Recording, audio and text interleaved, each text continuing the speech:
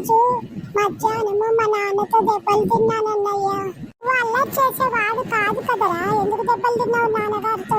ఏదో ఒకటి మా నాన్న చెప్తే నేను ఏదో అర్థం చేసుకొని ఏదో చేశాను, కొట్టారు మా నాన్న. ఏం చేసావురా?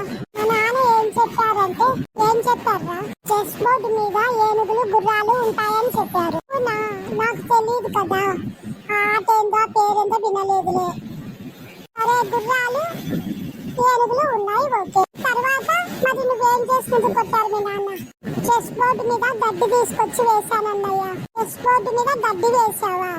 అవునన్నయ్య. మరి అందుకే కొట్టారా మీ నాన్న? అవునన్నయ్య.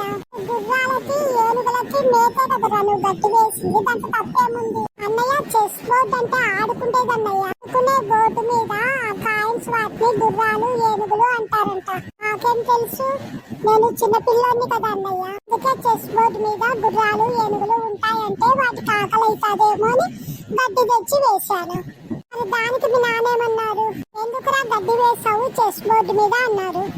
నువ్వేం చెప్పావురా? నాన్నగారు చెస్ బోర్డు మీద గుర్రాలు ఏనుగులు ఉంటాయన్నారు కదా, అందుకే వాటికి ఆకలి అవుతుందని గడ్డి వేశాను అని చెప్పాను అన్నారు మీ నాన్న. బుర్ర తక్కువ కూడా అన్నారు. మళ్ళీ వాటికి మరి ఫుడ్ తింటే తర్వాత నీళ్లు దక్కుతాయేమో కదరా అన్నారు. మరి నువ్వేం చేసావురా?